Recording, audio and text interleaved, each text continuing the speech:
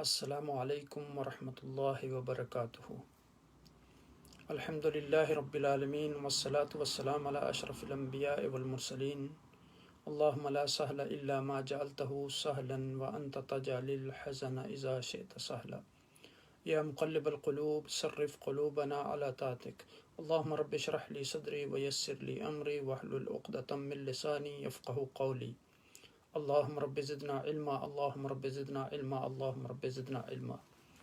اللہ پاک کی حمد و ثنا اور آقا دو جہاں نبی مکرم تاجدار عرب و عجم سید المرسلین خاتم النبیین کی ذات گرامی پر درود و سلام کے بعد، رب کائنات کا احسان عظیم ہے کہ جس نے ایک بار پھر ہمیں یہ توفیق عطا فرمائی کہ ہم خلاصہ قرآن کی اس مجلس میں آپ کے سامنے حاضر ہوں۔ اللہ سبحانہ و تعالیٰ سے دعا ہے کہ وہ ہماری اس کاوش کو قبول فرمائے اور اس قرآن کی برکت سے تمام امت مسلمہ کے لیے آسانیاں پیدا فرمائے اور تمام انسانیت کے لیے آسانیاں پیدا فرمائے۔ اللہ سبحانہ و تعالیٰ کے فضل، اس کے احسان اور اس کے کرم سے ہم نے گزشتہ مجلس میں الحمدللہ سورہ انفال مکمل کی تھی۔ اس سے پہلے کہ آج ہم سورہ توبہ کی طرف آئیں، ہم اس سورہ کے تھوڑے سے سرسری مضامین کا اعادہ کر لیتے ہیں تاکہ جو لوگ نئے ہمیں جوائن کر رہے ہیں وہ بھی ہمارے ساتھ شریک ہو سکیں۔ میں نے عرض کیا تھا کہ جو سورہ انفال ہے وہ 2 ہجری میں نازل ہوئی اور یہ مدنی صورت ہے۔ اس کی آیتوں کی تعداد 75 ہے اور الفاظ کی تعداد 1243 ہے، حروف کی تعداد 5299 ہے، اور یہ اس سے پہلے جو ہے سورہ اعراف ہے اور اس کے بعد سورہ توبہ ہے۔ پھر اس صورت میں جو اہم مضامین وہ ذکر کیے گئے ان میں اللہ اور اس کے رسول کی اطاعت اور اس طرح جو مال غنیمت کی تقسیم کا جو طریقہ وہ اس صورت میں بیان کیا گیا۔ اسی طرح پھر یعنی یہاں مال کے بارے میں مسلمانوں کو یہ وصیت کی گئی کہ وہ اس کو اپنا مال نہ سمجھیں بلکہ اللہ اور اس کے رسول صلی اللہ علیہ وسلم کا مال سمجھیں، اور جو بھی اللہ سبحانہ و تعالیٰ ان کو وہ مال دیں اس کو خوشی سے قبول کر لیں، اور جو اللہ سبحانہ و تعالیٰ اپنے دینی کاموں کے لیے اور باقی فقراء کے لیے رکھیں اس کو بھی خوشی سے قبول کر لیں۔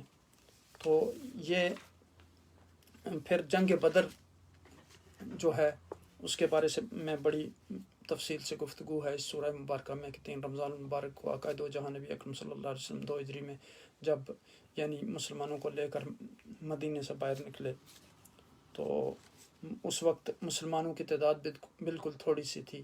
ان میں 2 گھوڑ سوار تھے، ایک جو مقداد بن عمر اور زبیر بن عوام، باقی 70 اونٹ تھے، ان پر باری باری مسلمان سواری کرتے تھے، جبکہ ان کے مقابلے کا جو لشکر تھا اس کی تعداد بہت بڑی تھی، 9050، اور بعض لوگوں نے 9070 بھی بیان کی ہے، جس میں 100 گھوڑے تھے اور ہر آدمی کے پاس ضروری ہتھیار اور سامان موجود تھا۔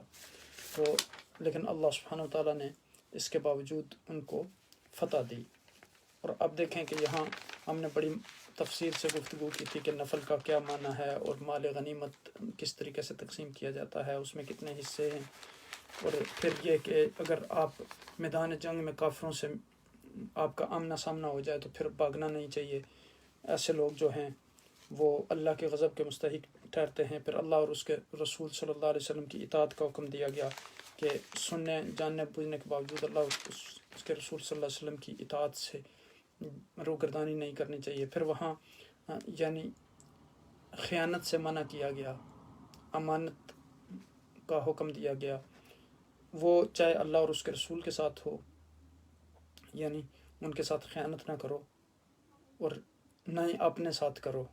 پھر آگے یعنی فرمایا گیا کہ اللہ سے ڈرو، اگر تم اللہ سے ڈرو گے تو وہ تمہیں ممتاز کر دے گا دوسری قوموں کے درمیان۔ پھر یعنی ثابت قدمی کی اس صورت میں جو ہے وہ تعلیم دی گئی۔ پھر اسی طرح سورہ انفال کے جو باقیہ حصے 10ویں پارے میں ہیں ان میں مال غنیمت کا حکم، غزوہ بدر کے حالات، اللہ تعالیٰ کی نصرت کے 4 اسباب بیان کیے گئے، جنگ سے متعلق ہدایات دی گئیں، ہجرت اور نصرت کے مسائل، غزوہ بدر کے حالات، یہ چیزیں بیان کی گئیں۔ تو یعنی کفار اور مسلمانوں کو مسلمان کفار کو تعداد کے لحاظ سے کم دیکھ رہے تھے، چونکہ اس جنگ کا اللہ سبحانہ تعالیٰ کے ہونا ڈیسائیڈ ہو گیا تھا کہ یہ جنگ ہوگی اور حق اور باطل کے درمیان فیصلہ ہوگا۔ شیطان مشرکین کے سامنے ان کے اعمال مزین کر کے پیش کر رہے تھے، دوسری طرف اللہ سبحانہ تعالیٰ کی طرف سے فرشتے نصرت کے لیے مسلمانوں کے لیے اتر رہے تھے۔ پھر قریش غزوہ بدر میں ذلیل و خوار ہوئے۔ اللہ تعالیٰ نے کہ نصرت کے 4 اسباب جو اس صورت میں بیان کیے گئے کہ میدان جنگ میں ثابت قدمی، اللہ تعالیٰ کے ذکر کثرت سے، اختلاف اور لڑائی سے بچ کر رہنا، اس سے پرہیز کرنا یعنی، اور مقابلے میں ناموافق حالات پر بھی صبر کرنا۔ یہ جنگ سے متعلقات ہدایات اس کے بعد دی گئیں کہ دشمنوں کے مقابلے کے لیے آپ کی مادی تیاری بھی ہونی چاہیے، عسکری تیاری بھی ہونی چاہیے، روحانی تیاری بھی ہونی چاہیے، اور اگر غیر مسلم صلح پر آمادہ ہو جائیں تو صلح بھی کر لو۔ پھر آگے ہجرت اور نصرت کے مسائل آخر میں بیان کیے گئے کہ مہاجرین اور انسان جو ہیں انصار سچے مومن ہیں، پھر گناہوں کی مغفرت اور رزق کریم کا وعدہ کیا گیا۔ اب ہم آتے ہیں سورہ توبہ کی طرف۔ اعوذ باللہ من الشیطان الرجیم۔ براءۃ من اللہ ورسولہ الی الذین عاہدتم من المشرکین فسیحوا فی الارض 4 اشہر واعلموا انکم غیر معجز اللہ وان اللہ مخزی الکافرین۔ اب دیکھیں کہ اس سورہ مبارکہ کا جو زمانہ نزول ہے وہ فتح مکہ کے بعد کا ہے۔ اس میں جہاد و قتال کے بعد مسائل کا ذکر ہے۔ مکہ مکرمہ میں مکہ و مدینہ کے حرمین شریفین کو ناپاک وجود سے پاک کیے جانے کا بطور خاص اعلان ہے۔ رائے حق کے غازیوں اور شہیدوں کے درجات کا ذکر ہے۔ حرمین پاک سے اس سرزمین کو مشرکین سے پاک کرنے کا حکم ہے، ان کو نکالنے کا حکم ہے۔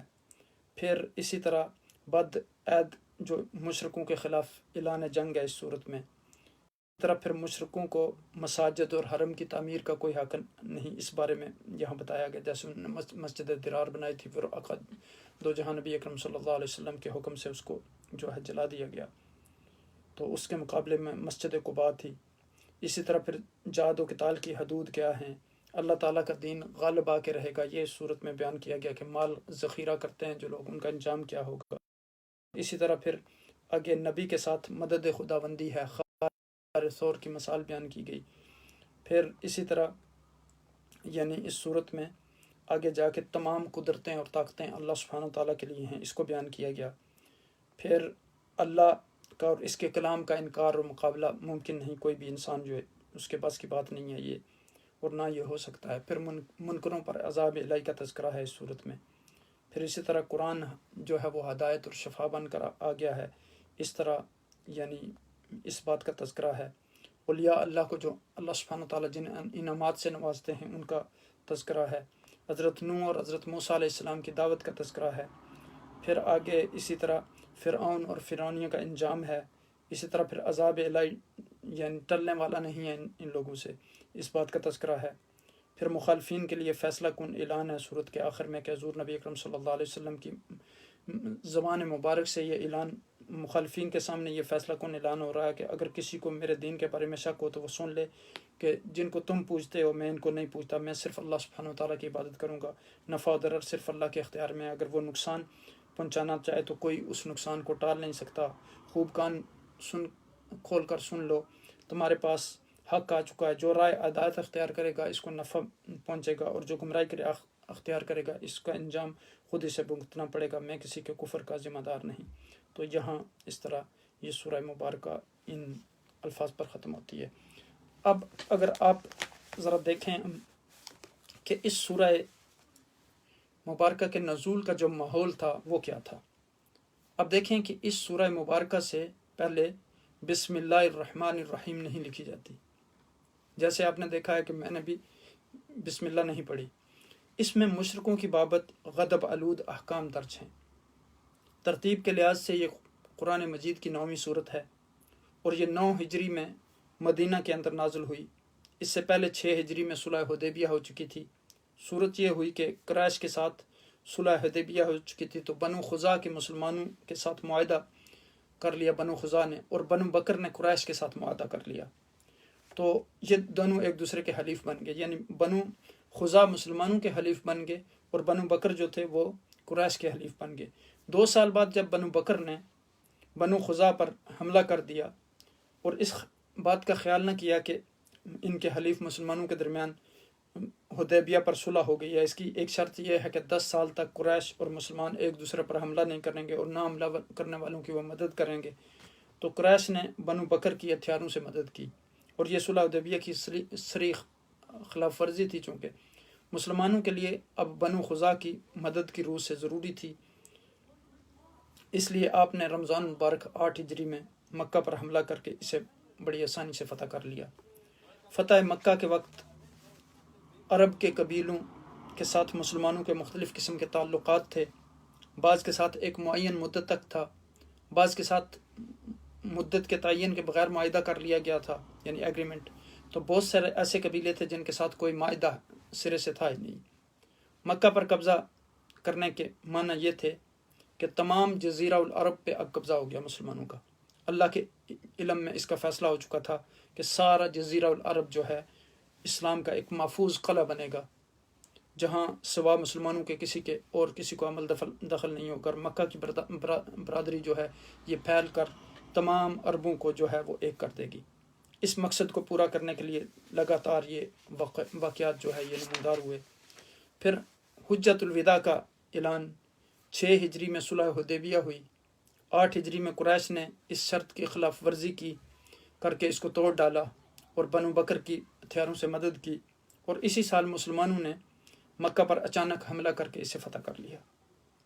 پھر 9 ہجری میں سورہ توبہ نازل ہوئی، جس میں تمام جزیرہ عرب کو براہ راست مسلمانوں کے بلا شرکت غیر زیر اقتدار لانے کا فیصلہ کر دیا گیا۔ یہ صورت جس وقت نازل ہوئی ہے، مسلمانوں کا قافلہ حضرت ابو بکر صدیق رضی اللہ تعالیٰ عنہ کی نگرانی اور قیادت میں حج کے لیے روانہ ہو چکا تھا۔ صورت کے نازل ہوتے ہی ایک قاصد یعنی سیدنا علی بن ابی طالب رضی اللہ تعالیٰ عنہ کو سیدنا ابو بکر صدیق رضی اللہ تعالیٰ عنہ کے پاس بھیجا گیا، اور آپ کو ہدایت کی گئی کہ حج کے وقت عرفات یا مینا میں اعلان کر دیں کہ مشرکوں کے ساتھ جتنے بھی ہمارے ایگریمنٹ تھے، جتنے بھی ہمارے معاہدے تھے، وہ ہم نے توڑ دیے، اور جس کو اسلام لانا ہو وہ اسلام لے آئے، اور جس کو نہ لانا ہو وہ اپنا ٹھکانہ کر لے، اسے قتل کر دیا جائے گا۔ تو حضرت علی رضی اللہ تعالیٰ عنہ نے یہ اعلان پڑھ کر سنایا۔ پھر صورت کے اجمالی جو احکام ہیں، اس صورت میں مختلف آیتیں مختلف قبیلوں اور واقعوں سے متعلق نازل ہوئیں، جن کا اجمالی خلاصہ ہم ابھی بیان کرتے ہیں۔ اب یہاں دیکھیں کہ سب سے پہلی بات ہے کہ براءۃ من اللہ و رسولہ۔ یہاں برات جو ہے اس کے معنی ہے چھٹکارا اور خلاصی۔ یہ مصدر ہے جو مادہ با را اور حمزہ برا سے بنا ہے۔ بر ان کے معنی الگ ہونا اور بیماری سے اچھا ہو جانا۔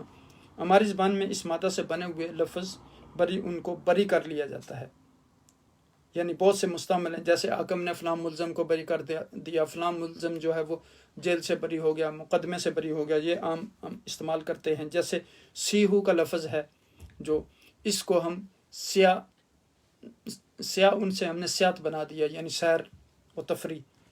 تو یہاں اب دیکھیں کہ یہاں اللہ سبحانہ و تعالیٰ نے اس سورہ مبارکہ میں کافروں اور منافقین اور مشرکین سے جو ہے وہ برات کا اعلان کیا، چونکہ انہوں نے اللہ سبحانہ و تعالیٰ کے دین پر کو قبول نہیں کیا، اور پھر جو معاہدے تھے عہد شکنی کی ان کی۔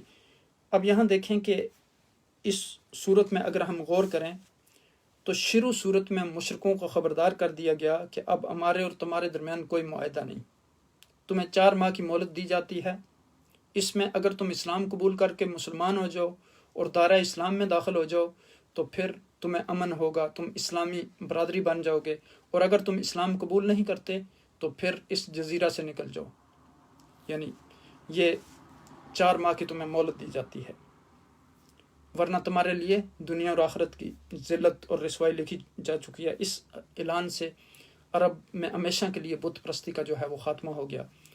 پھر دوسری بات یہ تھی کہ روم کی عیسائی سلطنت مسلمانوں کی بڑھتی ہوئی طاقت کو دیکھ کر اس کو دبانے کے لیے تیاری کر رہی تھی۔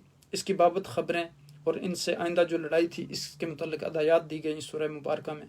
پھر مسلمانوں کو منافقوں سے الگ رہنے اور ان کے ہتھکنڈوں سے ہوشیار رہنے کی ہدایت کی گئی کہ یہ مسلمان ان سے متنبہ رہیں، چونکہ یہ مسلمانوں کے دشمن ہیں اور ہمیشہ مسلمانوں کے درمیان نفاق کے ذریعے فساد اور فتنہ پھیلاتے ہیں۔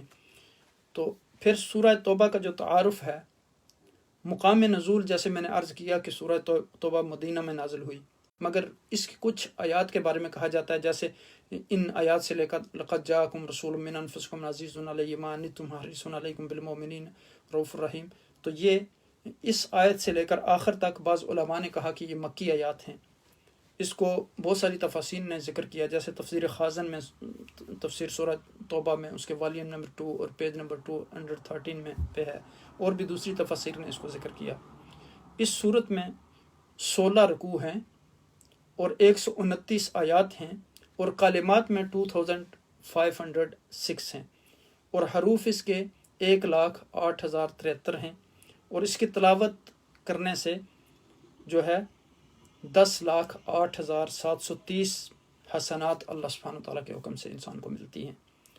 اس صورت کے 10 سے زیادہ نام ہیں، ان میں سے 2 مشہور نام یہ ہیں، توبہ اور برا۔ توبہ اس صورت میں چونکہ کثرت سے توبہ کا ذکر کیا گیا اس لیے اس کو سورہ توبہ کہتے ہیں۔ برات یہاں اس کا معنی بری الذمہ ہونا ہے۔ اس سورہ کی پہلی آیت میں کفار سے برات کا اعلان کیا گیا، اس سے سورہ برات بھی کہتے ہیں۔ سورہ توبہ کے شروع میں بسم اللہ نہ لکھنے کی وجہ، اس کے مفسرین کرام نے متعدد وجوہ بیان کی ہیں، جن میں سے کچھ بہت اختلاف ہے، یعنی کچھ میں بہت زیادہ اختلاف ہے۔ جیسے امام راضی رحمۃ اللہ علیہ نے ایک رائے بیان کی ہے، انہوں نے یہ رائے رکھی ہے کہ نبی اکرم صلی اللہ علیہ وسلم نے خود اس صورت کے آغاز میں بسم اللہ نہیں لکھوائی تھی، اس لیے صحابہ کرام رضوان اللہ علیہ مجمعین نے بھی اس صورت کے آخر میں بسم اللہ نہیں لکھی، اور بعد کے لوگ بھی اس کی پیروی کر رہے ہیں۔ تو اس سے اندازہ لگائیں کہ یہ اس بات کا ثبوت ہے کہ قرآن حکیم کو نبی اکرم صلی اللہ علیہ وسلم نے جس طرح دیا اس طرح، یعنی آگے اس کو کس طرح محفوظ رکھا گیا اور کتنا اس کے لیے اہتمام کیا گیا، تاکہ وہ جوں کا توں جیسا دیا گیا ویسا ہی اس کو محفوظ رکھنے میں کس درجہ احتیاط کی گئی۔ پھر دوسری رائے یہ ہے کہ اس کے شروع میں بسم اللہ نہیں لکھی گئی، اس کی اصل وجہ یہ ہے کہ جبریل علیہ السلام جب اس سورہ مبارک کو لے کر آئے، نازل ہوئے، تو وہ اس کے ساتھ بسم اللہ کو لے کر نہیں آئے تھے، اس لیے پھر نبی اکرم صلی اللہ علیہ وسلم نے بھی اس کو نہیں لکھا۔ تو اس کو صاحب جلالین معصابی جو ہے اس میں سورہ توبہ کی تفسیر میں ذکر کیا ہے، اس کے والیوم نمبر 3 پیج 783 میں۔ پھر آپ یہاں دیکھیں کہ تیسری رائے جو ہے اس معاملے میں وہ سیدنا علی بن ابی طالب رضی اللہ تعالی عنہ کی ہے، کرم اللہ وجہ الکریم۔ آپ سے مروی ہے کہ بسم اللہ چونکہ امان ہے اور توبہ تلوار کے ساتھ امن اٹھا دینے کے لیے نازل ہوئی، اس کو مستدرک نے کتاب تفسیر سورہ توبہ میں لما لم تکتب فی برات بسم اللہ الرحمن الرحیم میں ذکر کیا۔ چوتھی رائے کچھ علماء یہ بھی بیان کرتے ہیں کہ مثلا ایک انسان اگر بازار میں جاتا ہے، کسی مارکیٹ میں جاتا ہے، اس کا پرس یا بٹوا کو انسان چوری کر کے لے جاتا ہے، تو اب اگر وہ اس کے پیچھے بھاگتا ہے، اس کو پکڑتا ہے، تو پکڑ کے اس کو وہ یہ نہیں کہتا کہ السلام علیکم یا بسم اللہ الرحمن الرحیم، بلکہ وہ اس سے پوچھتا ہے بھائی میرا مال آپ نے چوری کیا ہے تو وہ مال واپس کرو، تو میں تجھے چھوڑوں گا نہیں۔ اسی طرح قرآن کے آغاز میں سورہ توبہ کے ابتدا میں بسم اللہ نہیں لکھی گئی، کیونکہ یہ ڈائریکٹ یعنی اللہ سبحانہ وتعالیٰ کا کافروں سے مخاطب ہیں غصے کی حالت میں، اور وہ وقت یاد دلاتا ہے جب کافروں نے جنگ بندی کا معاہدہ توڑا تھا۔ یہی وجہ ہے کہ قرآن کی سورہ توبہ میں بسم اللہ نہیں۔ پھر صحیح بخاری میں امام بخاری رحمہ اللہ نے حضرت برا رضی اللہ تعالیٰ عنہ سے روایت کیا کہ قرآن حکیم کی سب صورتوں سے آخری صورت جو ہے سورہ توبہ نازل ہوئی۔ یہ بخاری شریف کی حدیث ہے، کتاب التفسیر باب یستفتونک فی القلالہ۔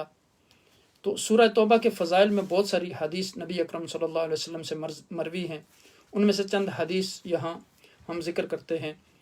حضرت سیدنا علی المرتضیٰ کرم اللہ وجہہ رضی اللہ تعالی عنہ سے روایت ہے کہ نبی اکرم صلی اللہ علیہ وسلم نے ارشاد فرمایا، منافق جو ہیں سورہ ہود، سورہ برا اور سورہ یاسین اور سورہ دخان اور سورہ نبا کو یاد نہیں کر سکتا، یعنی ان صورتوں کو وہ منافق یاد نہیں کر سکتا۔ اس کو معجم اوسط نے باب المیم من اسم محمد اس میں ذکر کیا، اس کے والیوم نمبر 5 پیج نمبر 350، اور حدیث نمبر جو ہے اس کی 7570 ہے۔ اسی طرح پھر اس دوسری روایت اس ضمن میں جو ذکر کی گئی، اس کے راوی حضرت جابر بن عبداللہ رضی اللہ تعالیٰ عنہ فرماتے ہیں کہ جب سورہ برات نازل ہوئی تو حضور نبی اکرم صلی اللہ علیہ وسلم نے ارشاد فرمایا، میں لوگوں کی خاطرداری کے لیے بھیجا گیا ہوں۔ یعنی چونکہ ان سارے حالات میں مسلمانوں کے جو حالات تھے، تو عقائد و جان نبی اکرم صلی اللہ علیہ وسلم پر جب یہ آیات نازل ہوئیں تو آپ نے فرمایا کہ میں لوگوں کی خاطرداری کے لیے بھیجا گیا ہوں۔ اس حدیث کو شعب الایمان نے حدیث نمبر 57 میں ذکر کیا ہے۔ پھر تیسری روایت اس ضمن میں یہ ذکر کی جاتی ہے کہ حضرت عطیہ ہمدانی رضی اللہ تعالیٰ عنہ فرماتے ہیں کہ حضرت عمر رضی اللہ تعالیٰ عنہ فرماتے ہیں کہ تم خود سورہ برا سیکھو اور اپنے عورتوں کو سورہ برا سکھاؤ۔ یہ سنن سعد بن منصور میں کتاب التفسیر میں تفسیر سورہ توبہ میں اس کے والیوم نمبر 5 اور پیج نمبر 331 میں، اور حدیث نمبر جو ہے 1003 ہے اس کا۔ اس طرح پھر اگر ہم سورہ توبہ کے مضامین پر غور کریں تو چونکہ یہ مشرکین اور اہل کتاب کے ساتھ جہاد ہے، مشرکین سے جو معاہدے ہوئے تھے ان سے برات کا اعلان ہے، مشرکین کو حج بیت اللہ سے منع کر دیا گیا، اہل کتاب کے ساتھ قتال کی اجازت دے دی گئی، دوسری بات مسلمانوں اور منافقین کے درمیان امتیاز کرنے مقصود تھا۔ منافقوں اور یعنی مسلمانوں کے درمیان جو بنیادی امتیاز کرنے والی چیز تھی وہ غزوہ تبوک تھا۔ رومیوں کے ساتھ مقابلہ جو وقت کے سپر پاور تھے، اور شدید گرمی اور فقر و فاقہ کی موقع پر جب پھل پکے ہوئے تھے تو اکثر مسلمانوں کا چونکہ روزگار جو تھا وہ اسی پر منحصر تھا۔ ایسے حالات میں اب دیکھیں کہ انہوں نے اللہ اور اس کے رسول صلی اللہ علیہ وسلم کی اطاعت کی اور ان کے راستے میں نکلے، یعنی سوائے چند مسلمانوں کے سب چلے گئے تھے، جبکہ منافقین نے طرح طرح کے بہانے تراشے۔ پارے کے آخر تک منافقین کی مذمت ہے، یہاں تک فرما دیا کہ اے آقا دو جہاں نبی اکرم صلی اللہ علیہ وسلم میرے محبوب، آپ ان کے لیے 70 بار بھی استغفار کریں تو بھی اللہ تعالیٰ ان کے گناہوں کو معاف نہیں فرمائیں گے۔ پھر آپ آگے دیکھیں کہ اگر ان میں سے فرمایا کہ کسی کا انتقال ہو جائے تو آپ صلی اللہ علیہ وسلم اس کی نماز جنازہ بھی نہ پڑھیں۔ پھر ان مسلمانوں کا بھی ذکر ہے جو کسی عذر کی وجہ سے اس غزوہ میں نہ جا سکے۔ پھر آگے 11واں پارہ جب شروع ہوتا ہے تو اس پارے میں 2 حصے ہیں، ایک سورہ توبہ کا حصہ ہے اور دوسرے حصے میں پھر سورہ یونس کا تکملہ ہے۔ یعنی سورہ توبہ کے بقیہ حصے میں 3 باتیں یہ ہیں: منافقین کی مذمت، مومنین کی 9 صفات بیان کی گئی سورہ مبارکہ میں، غزوہ تبوک میں شرکت نہ کرنے والے 3 مخلص صحابہ ان کا تذکرہ کیا گیا، منافقین کی مذمت کی گئی۔ اب یہاں جیسے دیکھیں کہ خدا اور رسول کا اعلان جو تھا کہ وَأَذَانٌ مِّنَ اللَّهِ وَرَسُولِهِ إِلَى النَّاسِ يَوْمِ الْحَجِّ الْأَكْبَرِ أَنَّ اللَّهَ بَرِيءٌ مِّنَ الْمُشْرِكِينَ وَرَسُولُهُ فَإِن تُبْتُمْ فَهُوَ خَيْرٌ لَكُمْ وَإِن تَوَلَّيْتُمْ فَاعْلَمُوا أَنَّكُمْ غَيْرُ مُعْجِزِ اللَّهِ وَبَشِّرِ الَّذِينَ كَفَرُوا بِعَذَابٍ أَلِيمٍ۔ تو یہاں یہ برات کا اعلان کر دیا گیا کہ جو اللہ اور اس کے رسول کی اطاعت نہیں کریں گے، اللہ اور اس کا رسول صلی اللہ علیہ وسلم ان سے بری الذمہ ہیں۔ پھر اگلی آیت میں إِلَّا الَّذِينَ عَاهَدتُّم مِّنَ الْمُشْرِكِينَ ثُمَّ لَمْ يَنكُثُوكُمْ شَيْئًا وَلَمْ يُظَاهِرُوا عَلَيْكُمْ أَحَدًا فَأَتِمُّوا عَلَيْهِمْ عَهْدَهُمْ إِلَى مُدَّتِهِمْ إِنَّ اللَّهَ يُحِبُّ الْمُتَّقِينَ۔ مادہ پر قائم رہنے والے مشرکین جو ہیں ان کو الگ کر دیا گیا۔ پھر غیر معاہدہ مشرکین سے کیا سلوک ہے؟ فَإِذَا انْسَلَخَ الْأَشْهُرُ الْحُرُمُ فَاقْتُلُوا الْمُشْرِكِينَ حَيْثُ وَجَدتُّمْ۔ تو یہاں پھر آگے مشرکین کو مزید رعایت دی گئی کہ وَإِنْ أَحَدٌ مِّنَ الْمُشْرِكِينَ اسْتَجَارَكَ فَأَجِرْهُ حَتَّى يَسْمَعَ كَلَامَ اللَّهِ ثُمَّ أَبْلِغْهُ مَأْمَنَهُ ذَلِكَ بِأَنَّهُمْ قَوْمٌ لَا يَعْلَمُونَ۔ اگر مشرکین میں سے آپ سے پناہ کا کوئی طالب ہو تو آپ اس کو پناہ دیجئے تاکہ وہ کلام الہی سن لے، پھر اس کو امن کی جگہ پہنچا دیجئے۔ یہ حکم اس بات سے ہے کہ اگر ایسے لوگ کہ جن کو خبر نہیں ان کو علم ہو جائے۔ پھر آگے مشرکین سے عہد و پیمان کا ذکر ہے، اگلی آیت نمبر 7 میں یعنی کیف یکون للمشرکین عہد عند اللہ وعند رسولہ۔ پھر آگے صلح کا امکان، اس حوالے سے پھر آیت نمبر 8 اور 9 میں اس کا تذکرہ کیا گیا۔ پھر آگے آیت نمبر 10 میں جو ہے اور 11 میں اس یعنی ان کی اس بے پردگی اور بے حیائی کا ذکر کیا گیا کہ ان کی آنکھوں میں حیا نہیں ہے۔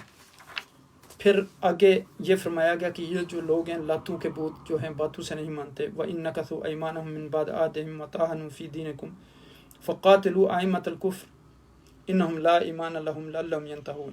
یہاں حکم دیا گیا کہ اگر وہ عہد کرنے کے بعد اپنی قسموں کو توڑ ڈالیں اور تمہارے دین پر تان کریں تو تم لوگ اس قصد سے کہ یہ باز آ جائیں ان پیشویان کفر سے لڑو، کہ اس صورت میں ان کی قسمیں باقی نہیں رہتی۔ پھر لڑائی کیوں ضروری ہے، پھر صبر قتال میں اس کا مسلمانوں کو سبق سکھایا گیا. اس کے بعد جہاد اور اعمال معیار جو امتحان ہیں، ام حسبتم ان تترکوا ولما یعلم اللہ الذین جاہدوا منکم ولم یتخذوا من دون اللہ ولا رسولہ ولا المؤمنین ولیجا واللہ خبیر بما تعملون. یعنی کیا تم یہ خیال کرتے ہو کہ تم یوں ہی چھوڑ دیے جاؤ گے، حالانکہ ہنوز اللہ سبحانہ وتعالیٰ نے ظاہر طور پر ان لوگوں کو تو دیکھا ہی نہیں جنہوں نے تم سے ایسے موقع پر جہاد کیا، اللہ اور رسول اور مومنین کے سوا کسی خصوصیت کا دوست نہ بنایا. اللہ سبحانہ وتعالیٰ سب چیزوں سے خبر ہیں. پھر آگے مشرکین اور مسجدیں، ان کا تذکرہ کیا گیا کہ ما کان للمشرکین ان یعمروا مساجد اللہ شاہدین علی انفسہم بالکفر. یعنی ان کے لیے جائز نہیں، جب وہ اسلام قبول نہیں کرتے، خود گواہی دے رہے ہیں کفر کی، تو ان کے لیے جائز نہیں ہے کہ وہ مساجد بنائیں. اولئک حبطت اعمالہم، اس کے ذریعے ان کے عمل جو ہیں وہ تباہ برباد ہو گئے، اکارت ہو گئے، اور وہ ہمیشہ نار میں رہیں گے، جہنم کی. پھر آگے مسجد کے جو متولی ہیں ان کے بارے میں فرمایا گیا کہ مسجد کے متولی کون ہیں. انما یامر مساجد اللہ من آمن باللہ والیوم الآخر واقام الصلاۃ وآتى الزکاۃ ولم یخش الا اللہ فعسى اولئک ان یکونوا من المہتدین. فرمایا کہ یعنی مسجد کے متولی وہ لوگ ہیں جو مسجدوں کو عبادت کرتے ہیں. ان لوگوں کا کام ہے جو اللہ پر اور قیامت کے دن پر ایمان لائیں، نمازوں کی پابندی کریں، زکوٰۃ دیں، بجز اللہ کے کسی سے نہ ڈریں. سو ان لوگوں کی نسبت جو ہے توقع یہی وعدہ ہے کہ وہ اپنے منزل مقصود تک پہنچ جائیں گے، یعنی جنت میں ان کو جگہ ملے گی. پھر ظاہری و باطنی تقابلی مطالعہ ہے. جعلتم سقایۃ الحاج و عمارۃ المسجد الحرام کمن آمن باللہ والیوم الآخر وجاہد فی سبیل اللہ لا یستوون عند اللہ واللہ لا یہدی القوم الظالمین. یعنی مشرکوں کو اس بات پر فخر تھا کہ ہم کعبہ کی زیارت کے لیے آنے والوں کی خاطر تواضع کرتے ہیں، ان کو کھلاتے پلاتے ہیں، ان کے آرام کا خیال رکھتے ہیں. ایسی جگہ کے لیے انہی باتوں کی ضرورت ہے کہ آنے جانے والوں کو آرام ملے، رونق اور چہل پہل ہو. تو اللہ سبحانہ تعالیٰ نے کہا کہ یہ اور اللہ کے راستے میں جو نکلنا وہ برابر نہیں ہیں دونوں چیزیں. پھر باطن سنوارنے والوں کو خوشخبری دی گئی آگے. پھر ایمان والوں کو نصیحت کی گئی. پھر آگے بہت ہی اہم آیہ مبارکہ جو ہے 24، اس میں بتایا گیا کہ کل ان کان آباؤکم و ابناؤکم و اخوانکم و ازواجکم و عشیرتکم واموال اقترفتموها وتجارۃ تخشون کسادها ومساکن ترضونها احب الیکم من اللہ ورسولہ وجہاد فی سبیلہ فتربصوا حتی یأتی اللہ بامرہ واللہ لا یہدی القوم الفاسقین.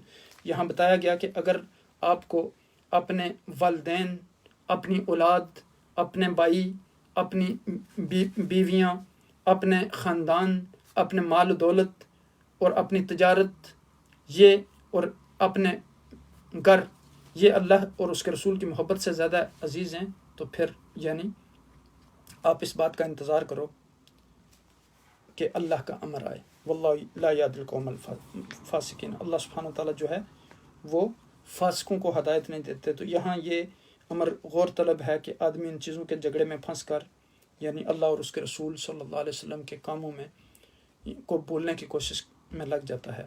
تو اس غفلت کی پھر بہت بڑی سزا بیان کی گئی یہاں. پھر آگے یعنی اگلی آیہ مبارکہ میں جو ہے وہ نصرت خداوندی کا ذکر کیا گیا کہ لقد نصرکم فی مواطن کثیرۃ ویوم حنین اذ اعجبتکم کثرتکم فلم تغن عنکم شیئا وضاقت علیکم الارض بما رحبت ثم ولیتم مدبرین. یہاں فرمایا گیا کہ اللہ سبحانہ وتعالیٰ نے کئی موقعوں پر لڑائی میں تمہاری نصرت کی، کفار پر غلبہ دیا، اور حنین کے دن بھی جب کہ تم کو اپنے مجمع کی کثرت سے غرور ہو گیا تھا، پھر وہ کثرت تمہارے کچھ کام نہ آئی اور تم پر زمین باوجود فراخی کے تنگی کرنے لگی، آخر تم پیٹھ پھیر کر بھاگ نکلے. تو یہاں پھر قلبی سکون اور اطمینان اللہ کی طرف سے ہوتا ہے. ثم انزل اللہ سکینۃ علی رسولہ وعلی المؤمنین وانزل جنودا لم تروها وعذب الذین کفروا وذلک جزاء الکافرین. اس کا بیان کیا گیا. پھر اگلی آیت میں یہ بتایا گیا کہ مشرک نجس ہیں اور ان کو مسجد کے وہ قریب نہیں آ سکتے کہ یا ایھا الذین آمنوا انما المشرکون نجس فلا یقربوا المسجد الحرام بعد عامهم ھذا. پھر آگے دیگر مخالفین کے ساتھ برتاؤ کیسا کہ قاتل الذین لا یؤمنون باللہ ولا بالیوم الآخر ولا یحرمون ما حرم اللہ ورسولہ ولا یدینون دین الحق من الذین اوتوا الکتاب حتی یؤتوا الجزیۃ عن ید وہم صاغرون. یعنی یہاں یہود و نصارہ کا حکم کہ جس وقت حضرت صلی اللہ علیہ وسلم نے اسلام کا اعلان کیا، اس وقت عرب کے اندر عموماً 3 قسم کے لوگ تھے، کھلا بت پرست، یہودی اور نصارہ۔ تو یہ ان کے لیے تعلیمات دی گئیں کہ ان کے ساتھ کس طرح برتاؤ کیا جائے۔ پھر یہود و نصارہ کے غلط عقائد کی جو ہے ان کی نفی کی گئی۔ قالت الیہود عزیر ابن اللہ وقالت النصارى المسیح ابن اللہ ذالک قولہم بافواہہم۔ اللہ سبحانہ وتعالیٰ نے نفی کر دی کہ یہود جو ہیں وہ کہتے ہیں کہ نعوذ باللہ عزیر اللہ کے بیٹے ہیں، نصارہ کہتے ہیں کہ مسیح خدا کے بیٹے ہیں۔ تو اللہ نے کہا کہ یہ ان کے منہ کی بات ہے، اللہ سبحانہ وتعالیٰ نے اس کی نفی کر دی۔ پھر آگے جو رہبان ہیں ان کے بارے میں یعنی لائق عبادت صرف اللہ ہے، اس کے علاوہ کوئی شریک نہیں ہے۔ پھر فرمایا کہ یریدون ان یطفئوا نور اللہ بافواہہم ویابى اللہ الا ان یتم نورہ ولو کرہ الکافرون۔ یعنی یہ اللہ کے دین کو، اللہ کے چراغ کو، اللہ کی روشنی کو بجھانا چاہتے ہیں اپنے منہ کے ذریعے، لیکن اللہ سبحانہ وتعالیٰ نے فیصلہ کر دیا ہے کہ وہ اپنے نور کو مکمل کر کے رہے گا، تو اگرچہ کافروں کو یہ ناگوار گزرے۔ تو اللہ کے دین کو، اللہ کی روشنی کو، اللہ کے چراغ کو، اللہ کے احکامات کو کوئی بھی انسان جو ہے وہ جا نہیں سکتا۔ وہ اللہ کے دین کو غالب ہو کر رہنا ہے۔ جاء الحق وذاق الباطل ان الباطل کان زہوقا۔ حق آ گیا اور باطل چلا گیا، چونکہ باطل ہمیشہ جانے کے لیے ہی ہوتا ہے، لیکن شرط یہ ہے کہ انسان ولا تہنوا ولا تحزنوا وانتم الاعلون ان کنتم مؤمنین، غم نہ کرو، اپنا دل چھوٹا نہ کرو، اگر تم مومن ہو تو پھر غلبہ تمہیں نصیب ہوگا۔ شرط یہ ہے کہ انسان جو ہے وہ مومن ہونا چاہیے۔ پھر اللہ سبحانہ وتعالیٰ نے اپنا احسان بیان کیا کہ هو الذی ارسل رسولہ بالہدی ودین الحق لیظہرہ علی الدین کلہ ولو کرہ المشرکون۔ اللہ سبحانہ وتعالیٰ نے اپنے رسول کو ہدایت کا سامان یعنی قرآن دے کر بھیجا تاکہ اس کو تمام دین پر غالب کر دے، اگرچہ مشرک ناراض ہی کیوں نہ ہوں۔ یعنی یہاں یہ بیان کیا گیا کہ سچا دین جو ہے وہ اللہ سبحانہ وتعالیٰ کا دین ہے۔ پھر اہل کتاب، درویش اور علماء کی حرص مال جو ہے، یا ایھا الذین آمنوا ان کثیرا من الاحبار والرہبان لیاکلون اموال الناس بالباطل ویصدون عن سبیل اللہ۔ یہ باطل طریقے سے یہ رہبان اور یہ جو لوگ ہیں یعنی یہودیوں اور عیسائیوں کے عالم، یہ باطل طریقے سے لوگوں کا مال کھاتے ہیں، اس کا تذکرہ کیا گیا۔ پھر آگے سخت وعید سنائی گئی، والذین یکنزون الذھب والفضة ولا ينفقونها في سبیل اللہ فبشرهم بعذاب علیم۔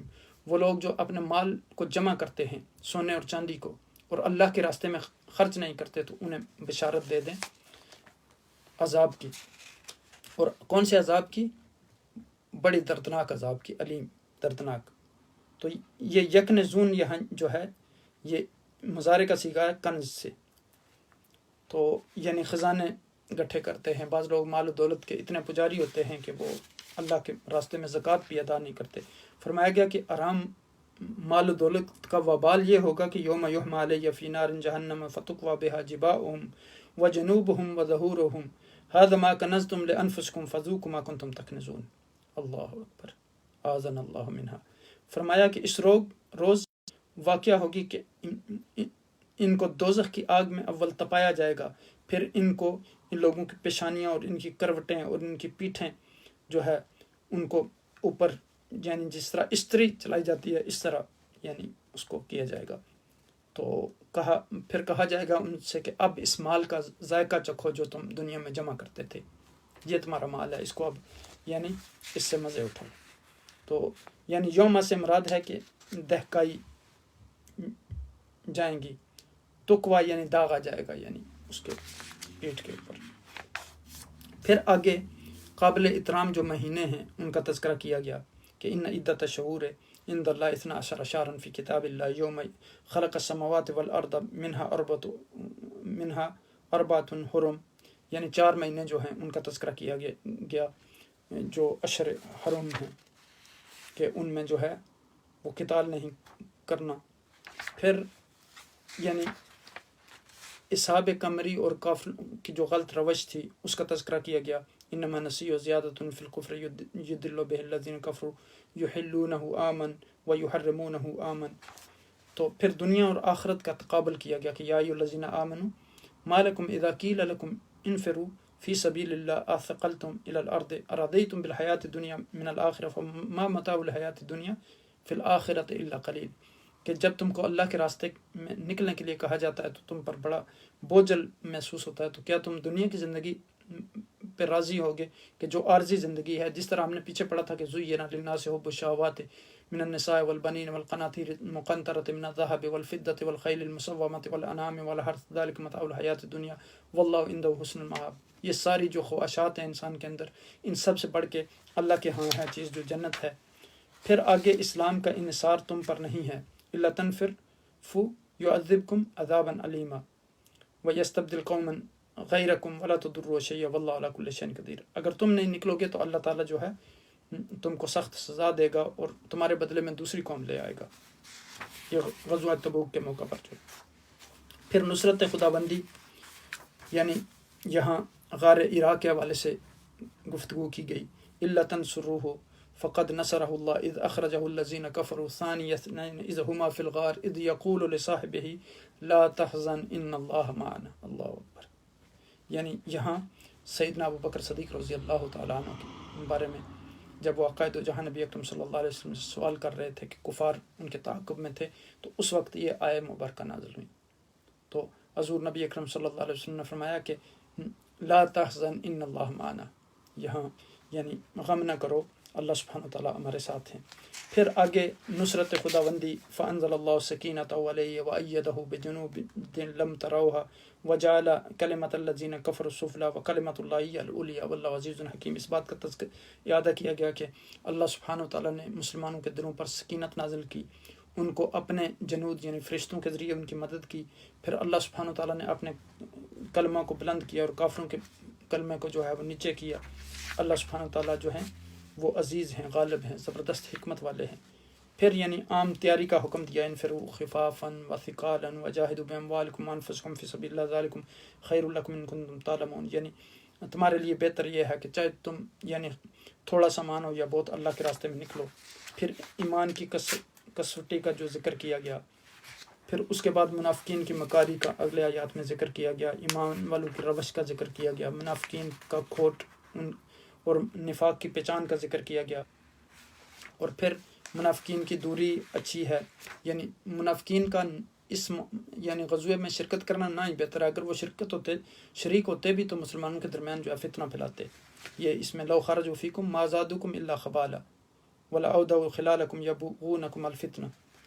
تو پھر فتنہ پردازی کے جو عادی ہیں ان کے بارے میں گفتگو ہوئی، جو بہانے ڈھونڈتے ہیں، طرح طرح کے بہانے تراشتے ہیں۔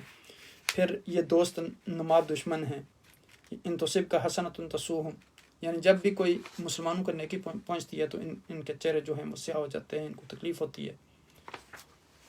پھر اللہ پر توکل کہ کل لن یصیبنا الا ما کتب اللہ لنا وهو مولانا وعلی اللہ فلیتوکل المؤمنون کا تذکرہ کیا گیا کہ جو چیز اللہ سبحانہ تعالیٰ نے لکھی ہے وہ آ کر رہے گی، اسے کوئی نہیں ٹال سکتا۔ اللہ پر توکل کریں، اللہ کے فیصلے کے منتظر رہیں، اس کا کہ کل حل تربصون بنا الا احدی الحسنین، یعنی ایک ہی بہتری کے منتظر رہو۔ پھر منافقین کی ددکار، کثرت مال اولاد کا وبال، اس کا تذکرہ کیا گیا۔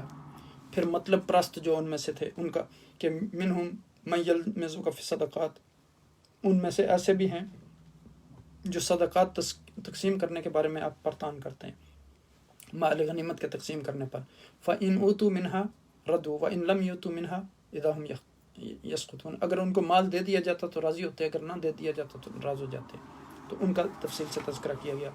پھر آگے فرمایا گیا کہ یعنی جو مستحق ہیں صدقہ کے، جن لوگوں کو صدقہ دیا جا سکتا ہے، یعنی مصارف زکوٰۃ کو بیان کیا گیا۔ انما الصدقات للفقراء والمساکین والعاملین علیہم والمؤلفۃ قلوبهم وفی الرقاب والغارمین وفی سبیل اللہ وابن السبیل فریضۃ من اللہ واللہ علیم الحکیم۔ یہاں 7 جو زکوٰۃ کے مصارف ہیں ان کو بیان کیا گیا، فقیر، مسکین اور عامل، اور اسی طرح مؤلفۃ القلوب، اور پھر غلاموں کے آزاد کرنے کے لیے، ناگانی ضرورت کی وجہ سے مالی امداد کے طلبگاروں کے لیے، اللہ کے کاموں میں مصروف لوگ جسے جہاد کرنے والے، اور 8ویں قسم مسافر جس کے پاس سفر میں پیسہ نہ رہا ہو۔ یہ اقسام بیان کی گئی اس آیہ کریمہ میں۔ پھر نبی صلی اللہ علیہ وسلم کو اعزاز جو دینے والے ہیں ان کے بارے میں گفتگو کی گئی، چونکہ جو وَمِنْهُمْ منہم الذین یؤذون النبی ویقولون هو اذن، تو یہاں اس کی نفی کی گئی کہ نبی اکرم صلی اللہ علیہ وسلم کو یعنی وہ کہتے ہیں کہ ہم عذاب پہنچاتے ہیں اور ہر بات کان دے کر سن لیتے ہیں. تو نبی صلی اللہ علیہ وسلم کو تکلیف پہنچانا جو ہے یہ کسی بھی مومن کا شیوا نہیں ہے. اور اللہ سبحانہ وتعالیٰ نے یہاں سخت وعید سنائی ہے جو نبی اکرم صلی اللہ علیہ وسلم کو تکلیف دینے والے لوگ ہیں، ان کے لیے عذاب علیم ہے، دردناک عذاب ہے. تو اگلی آیت میں پھر منافقوں کی چال بازی، منافقوں کی تشویش، منافقوں کا عذر لنگ، منافقوں کے کام، دوزخ کے کندھے، اور پھر ماضی کی جو نافرمان قوموں سے عبرت، اور پھر آگے برباد شدہ قوموں کی تاریخ بیان کی گئی. پھر آگے مومنوں کے اوصاف بیان کیے گئے. والمؤمنون والمؤمنات بعضهم اولیاء بعض یامرون بالمعروف وینہون عن المنکر ویقیمون الصلاۃ ویؤتون الزکاۃ ویطیعون اللہ ورسولہ اولئک سیرحمهم اللہ ان اللہ عزیز الحکیم. یہاں مومنین کی صفات بیان کی گئیں کہ وہ ایک دوسرے کے جو ہیں رفیق ہیں، وہ نیکی کا حکم دیتے ہیں، برائی سے منع کرتے ہیں، نماز کو قائم کرتے ہیں، زکوٰۃ دیتے ہیں، اللہ اور اس کے رسول کی اطاعت کرتے ہیں. ان ساری باتوں کو بیان کیا گیا، جیسے کہ عقائد و جہاں نبی اکرم صلی اللہ علیہ وسلم نے حدیث پاک میں فرمایا من رأى منکم منکرا فلیغیرہ بیدہ فإن لم یستطع فبلسانہ فإن لم یستطع فبقلبہ وذلک اضعف الایمان. یعنی ہر انسان کو چاہیے کہ وہ اگر کوئی کسی برائی کو دیکھے تو ہاتھ کے ذریعے اس کو تبدیل کرے، ہاتھ کے ذریعے تبدیل نہیں کر سکتا تو زبان کے ذریعے کرے، زبان کے ذریعے بھی نہیں کر سکتا تو دل میں کم از کم اسے برا محسوس کرے. پھر مومنوں کا عید اور اللہ کا انعام، ان کو جنت کی بشارت سنائی گئی. پھر جہاد اور سخت گیر یعنی مشقت کی جو ہوتی ہے اس میں سخت گیری کی ضرورت، اس پر گفتگو کی گئی. پھر آگے نفاق کی جڑ جو بخل ہے اس کا تذکرہ کیا گیا. اللہ سبحانہ وتعالیٰ کی ڈیل کا تذکرہ کیا گیا کہ اللہ سبحانہ وتعالیٰ کافروں کو ڈیل دیتے ہیں لیکن اللہ کی پکڑ جو ہوتی ہے وہ شدید ہوتی ہے. پھر مغفرت کے لیے ایمان کا ہونا ضروری ہے. استغفر لہم ولا تستغفر لہم، یہاں تذکرہ کیا گیا. عقائد و جہاں نبی اکرم صلی اللہ علیہ وسلم کو کہا گیا کہ یہ لوگ مومن نہیں ہیں، ان کے لیے اگر آپ 70 مرتبہ اور اس سے بھی زیادہ اگر استغفار کریں تو اللہ سبحانہ تعالیٰ ان کو معاف نہیں کریں گے. پھر جہاد نفاق کی کسوٹی جو ہے اس کا تذکرہ کیا گیا.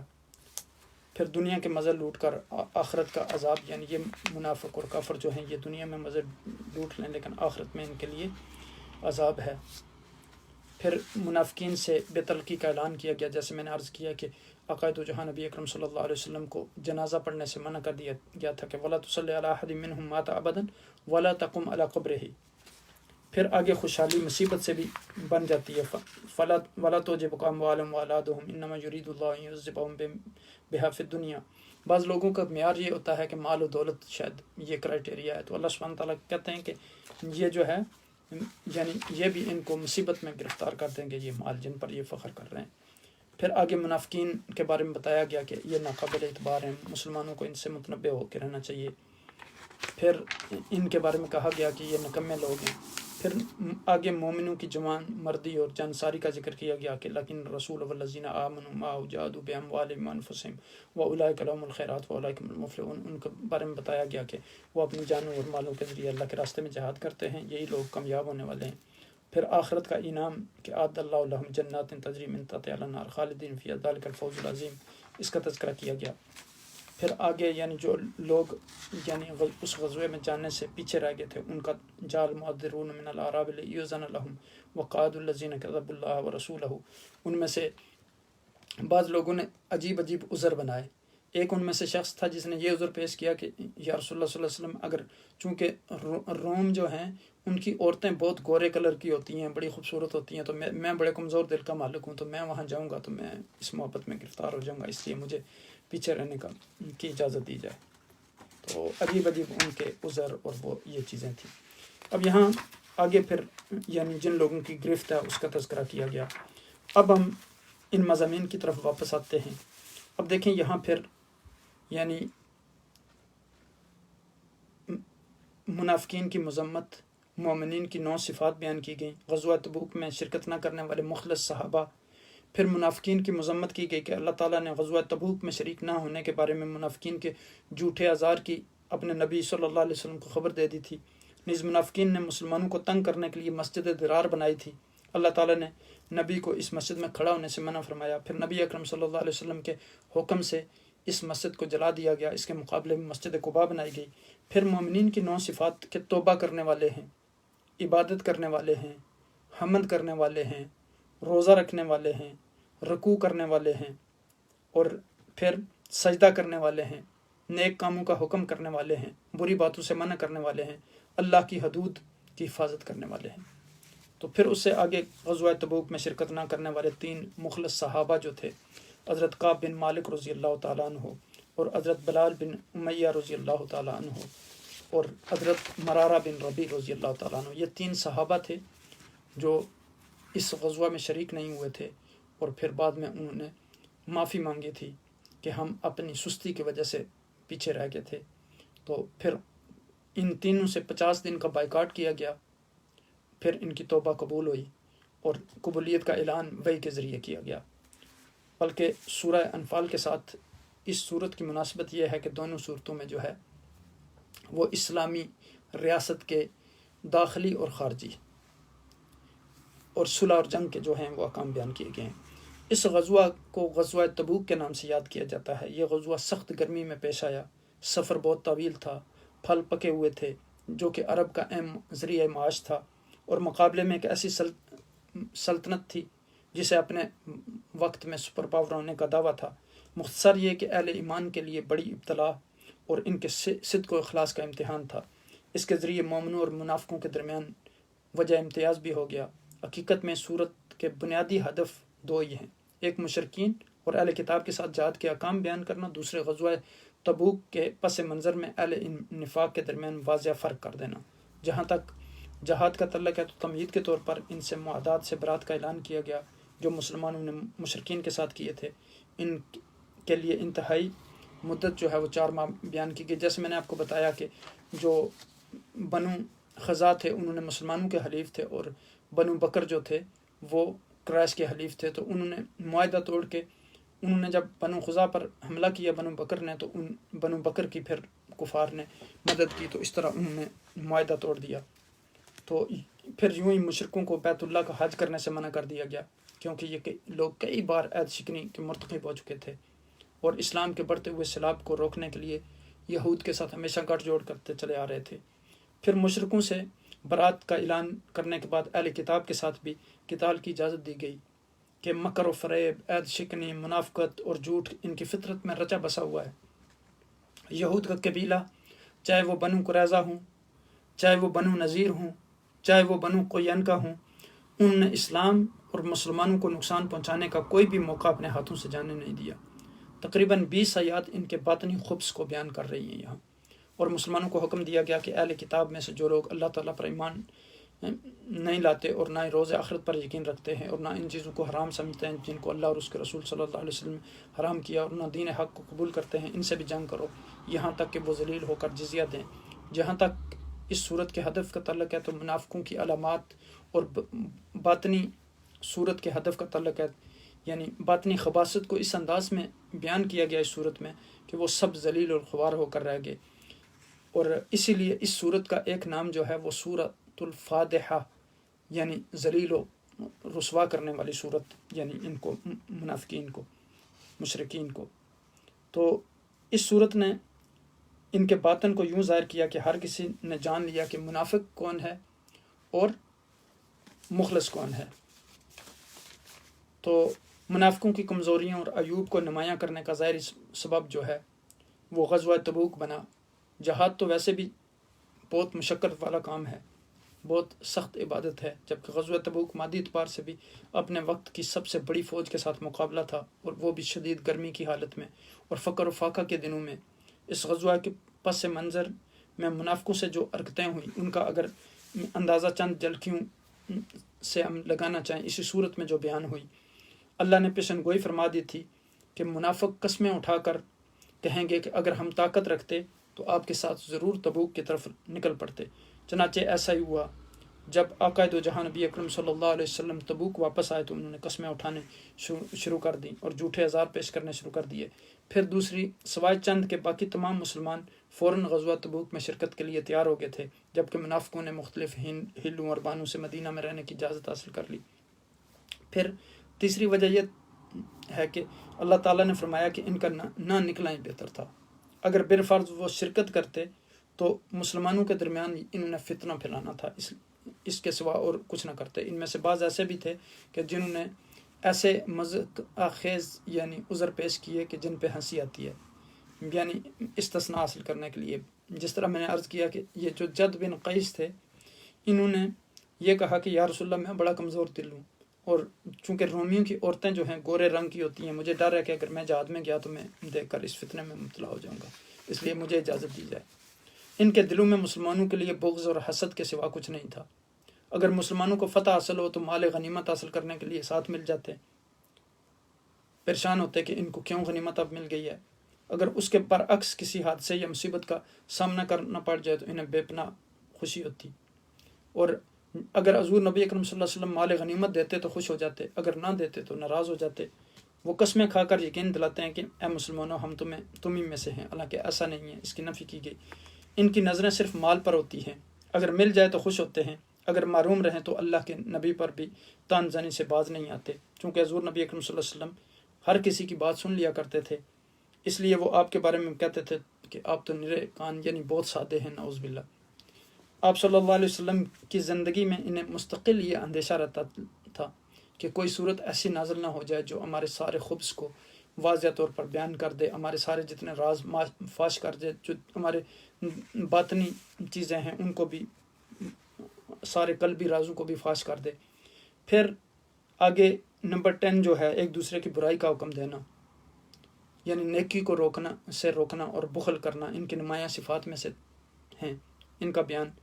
اب ان منافقین کی صفات اور اعمال کو ماضی کے کفار جیسے قرار دیا گیا. ان کے دل اللہ کی محبت اور کہ اللہ کے ذکر و شکر اور اس کی عظمت سے یکسر خالی ہیں. ظاہر ہے کہ جس کے دل میں اللہ کی عظمت نہ ہو، اللہ کی بڑائی نہ ہو، اللہ کی محبت نہ ہو، تو اس کے لیے معصیت اور نافرمانی بہت آسان ہو جائے گا. جیسے نبی اکرم صلی اللہ علیہ وسلم نے حدیث پاک میں ارشاد فرمایا کہ اذا لم تستحی افعل ما شئت، کہ اگر آپ کے دل میں جو ہے وہ یہ چیز نہ ہو کہ شرم و حیا، تو پھر آپ جو مرضی کرتے رہیں.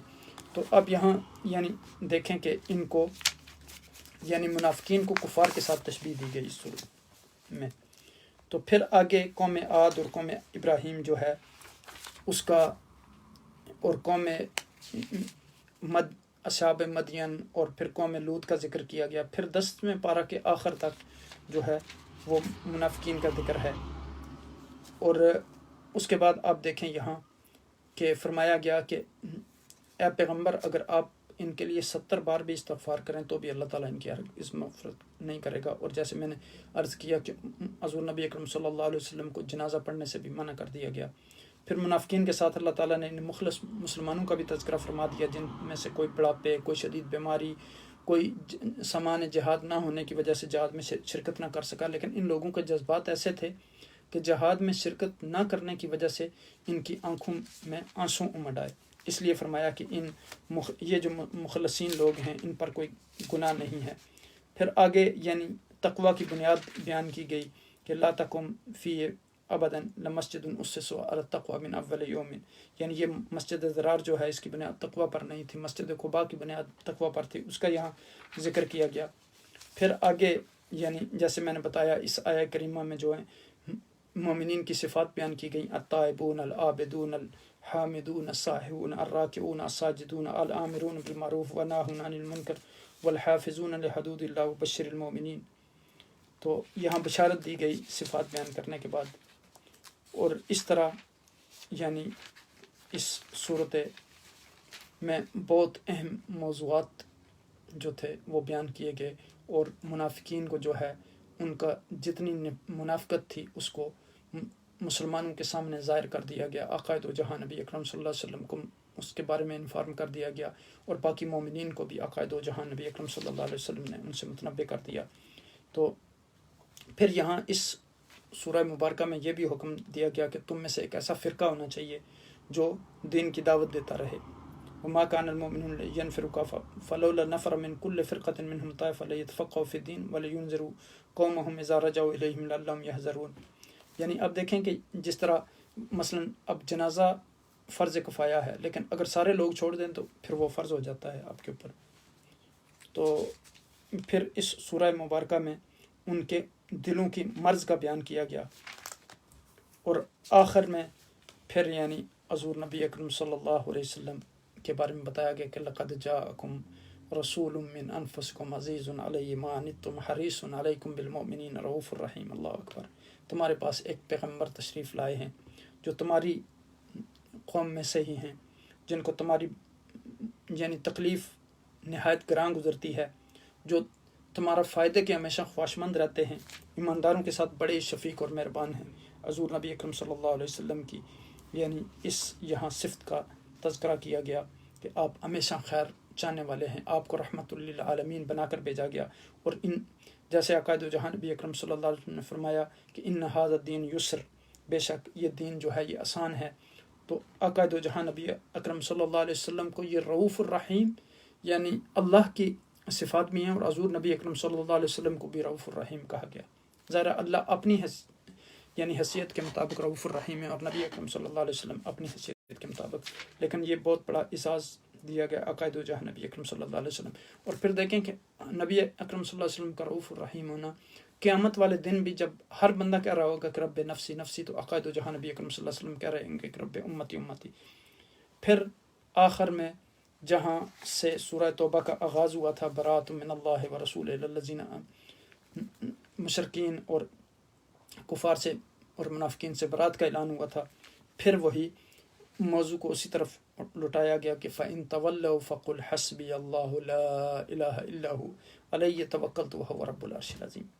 یعنی اگر یہ روگردانی کرتے ہیں تو آپ کہہ دیجئے کہ میرے لیے اللہ کافی ہے، اس کے سوا کوئی معبود نہیں، میں نے اسی پر بھروسہ کیا، اور وہ بڑے عرش کا مالک ہے۔ اس طرح اللہ کے فضل و کرم، اس کے احسان اور اس کی عنایت سے ہم نے آج سورہ توبہ بھی ختم کر لی۔ انشاءاللہ اگلی نشست میں ہم سورہ یونس پر گفتگو کریں گے۔ اللہ سبحانہ وتعالیٰ سے دعا ہے کہ وہ ہمیں یہ توفیق عطا فرما دیں کہ ہم اس طرح قرآن حکیم کو رمضان المبارک کی مقدس اور برکت ساعتوں میں مکمل کر لیں۔ اللہ سبحانہ وتعالیٰ آپ سب کو اپنے حفظ و امان میں رکھے اور برکتوں سے نوازے، اور قرآن کے نور سے آپ کے دلوں کو مزین فرمائے، اور ہمیں قرآن و سنت پر عمل کرنے کی توفیق عطا فرمائے۔ پلیز اس ویڈیو کو دوسرے لوگوں کے ساتھ بھی شیئر کریں تاکہ قرآن کا پیغام پہنچانے میں آپ بھی ہمارے معاون بن جائیں۔ اللہ سبحانہ وتعالیٰ آپ کا حامی و ناصر ہو۔